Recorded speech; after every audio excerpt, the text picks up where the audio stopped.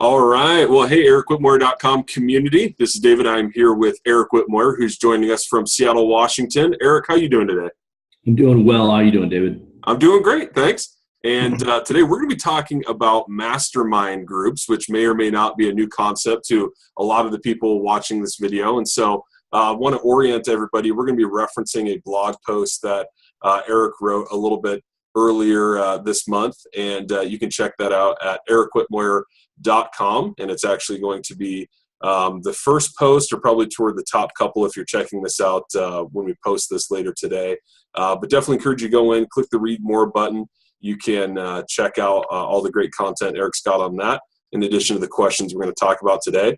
And we'd also love it if you could like or tweet that, get some more exposure, and share that with your friends and family that might be interested in mastermind groups. So with that, let's go ahead and dive in here. Eric, I had a couple of questions that came up as I was kind of thinking through this and considering how some of our readers, may wrestle with this concept of a mastermind group. And I think sometimes there's some confusion or maybe misconceptions. And so I'd love to talk through that if you've got a few minutes to do that here today. That'd be awesome. I appreciate the opportunity, David.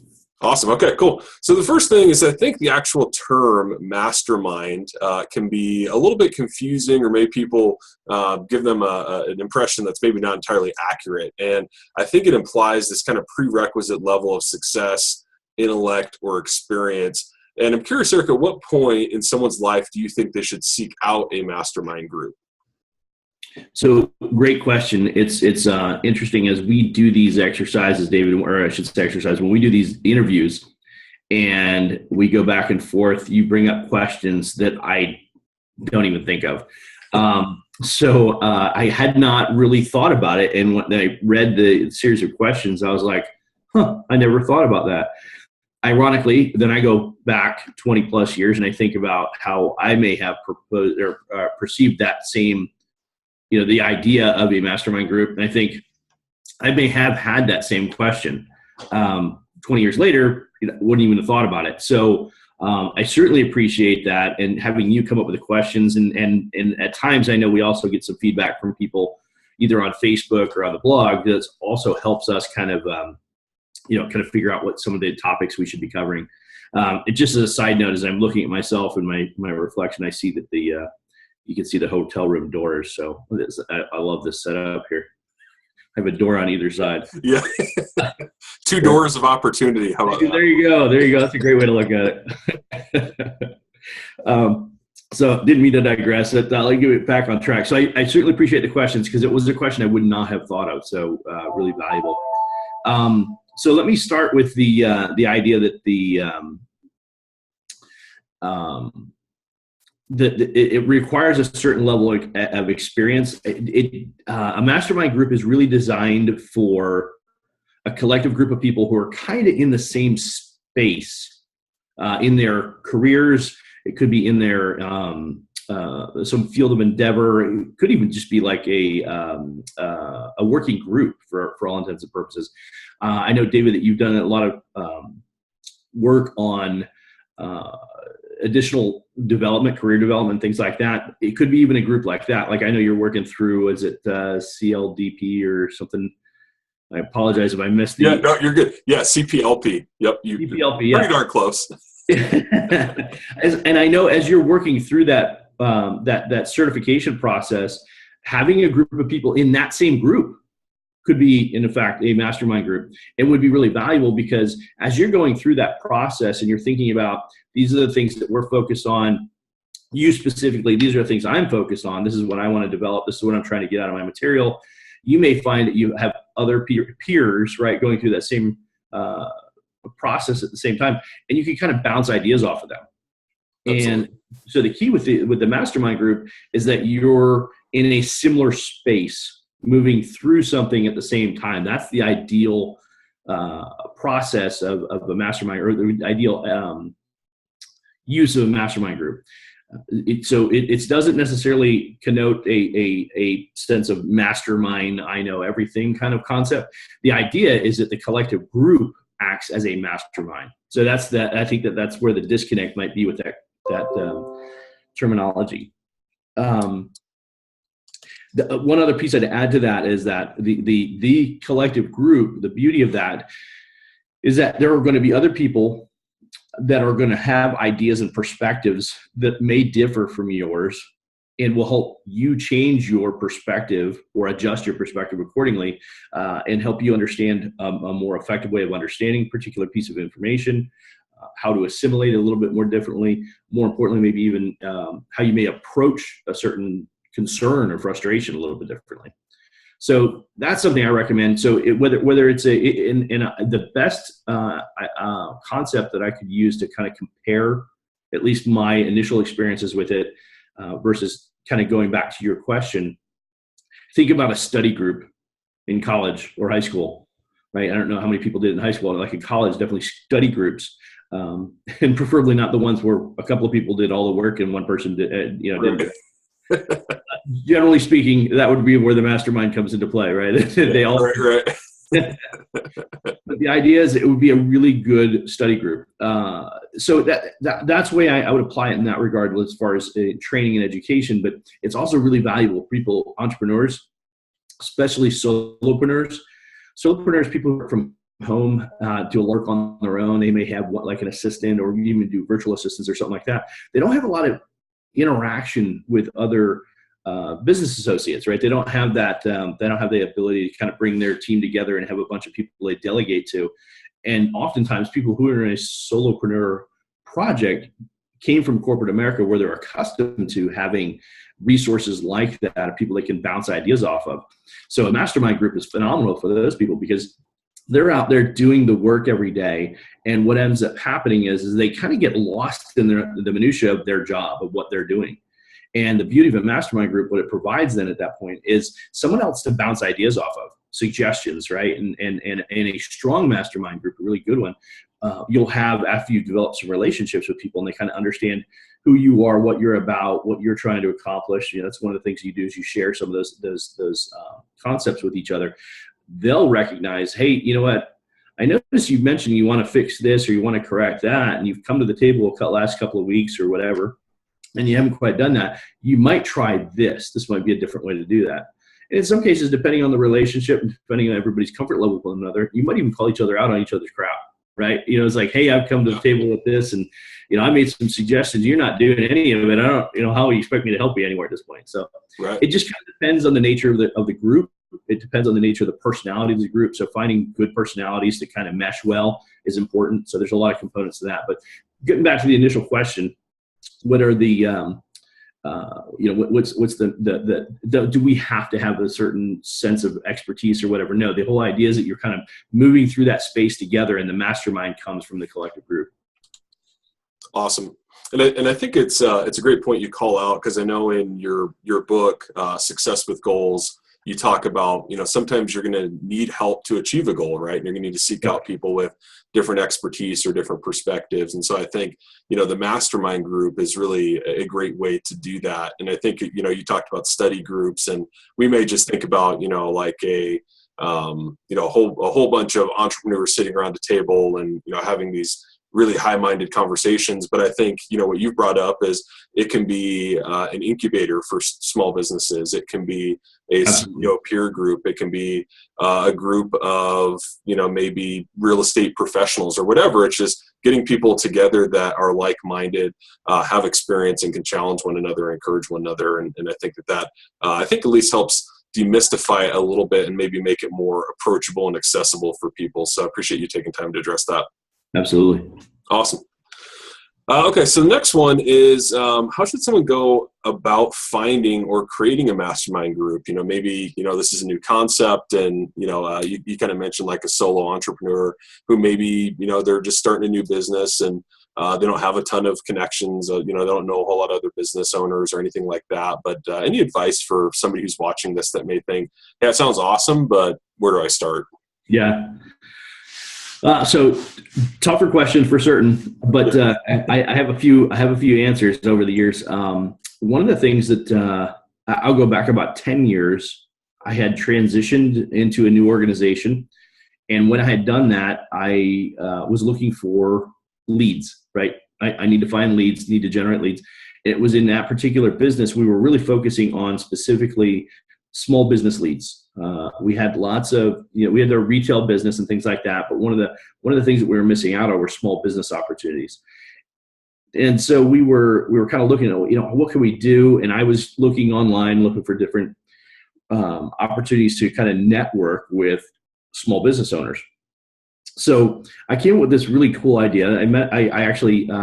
So I'm trying to remember how long ago this was. This is probably 12 years ago or so. And I was trying to sell, at that time I was selling internet solutions for businesses and things like that. And so it was T1 connections for companies and things like that. So kind of a high-end ticket sale, and finding the right business was really kind of unique. And there was one particular person in the office that I worked in that was really top producer, a really strong top producer.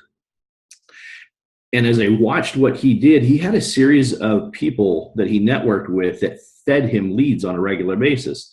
And so one day after being there for a couple of months, I'm like, all right, I'm going to ask this guy what he's doing, because he's getting results that most of the other people in the office aren't doing. And while we're out doing cold calling and banging on doors every day, he's taking phone calls left and right, and he's just fielding phone calls and putting in orders. I'm like, I got to figure out how he's doing it. So anyway, I went to him and asked him, and I said, hey, what are you doing? He's like, I'm part of this leads network. I was like, oh, that's pretty interesting. How'd you get that going? He goes, I just started it. He goes, I didn't know where to go. I didn't know who to how to put it together. And there's these groups out there. Some of you may be familiar with BNI, which is a leads group, right? The leads generating group. And there's some other companies that do something similar. Anyway, he told me a little bit about it. He's like, I didn't want to pay the fee to be a BNI. So he goes, I created my own leads group. And I thought, well, that's pretty cool. I think I can do that.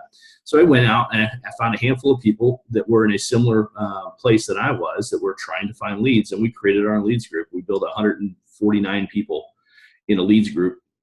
We meet every 2 weeks, and we often would bring in as many as in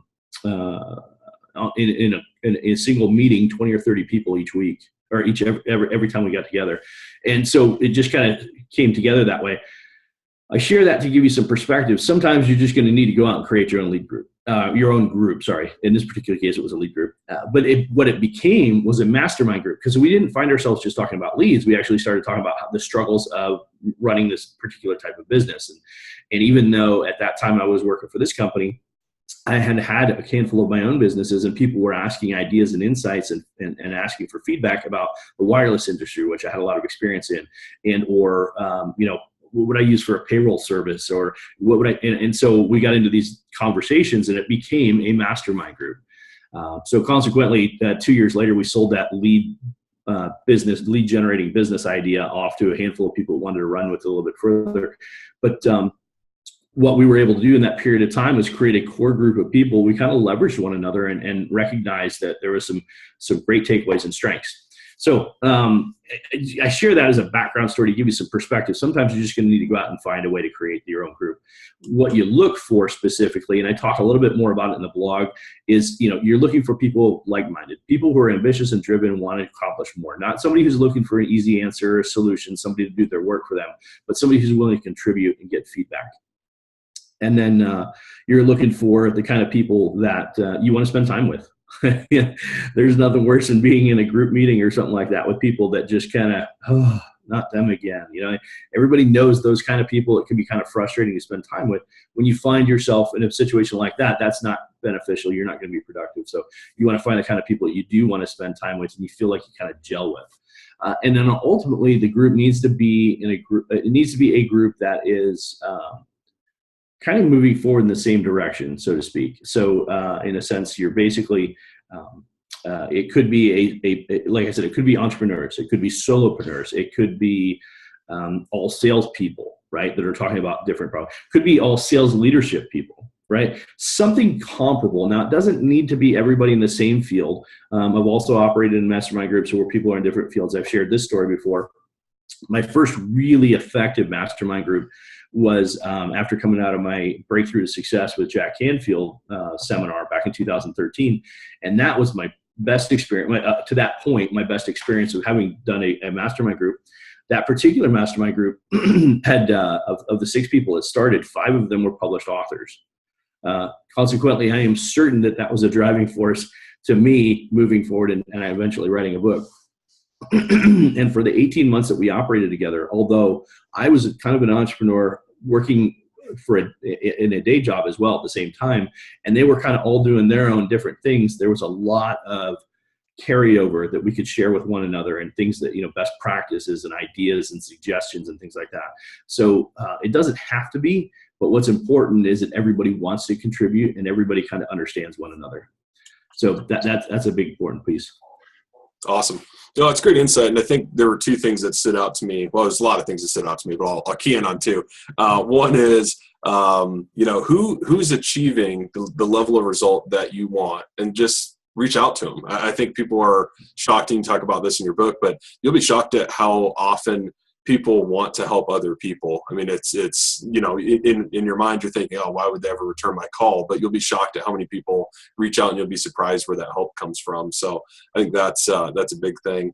And I think the other thing too is, you kind of mentioned a bunch of people who had written a book, and I think it's important to balance the perspective of, it would have been really easy for you to maybe just like take all those ideas and then say, okay, cool, thanks guys, and then go write your book and not contribute as much. But I know in conversations we've had, you were able to provide value to all of them while you were getting that insight by saying, well, you guys know about all this other stuff, but I can help you with your sales. I can give you ideas about leadership or how to put a team together, and you were able to leverage your experience in other areas and provide value to the other people in your group. And so I think, as people are looking at that, it's, not only where can I get, the next level ideas from on how I can grow and be successful and be challenged, but also where can I provide value, and how can I see those two things working together. And so I think some great call outs from you on that.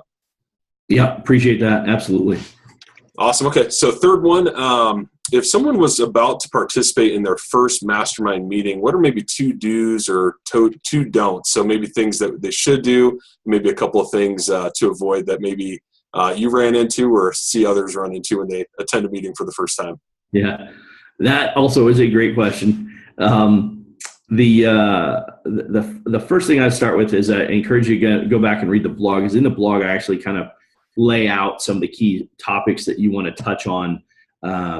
Topics. Some of the key, like a list of things that you kind of look for to put together your first mastermind group.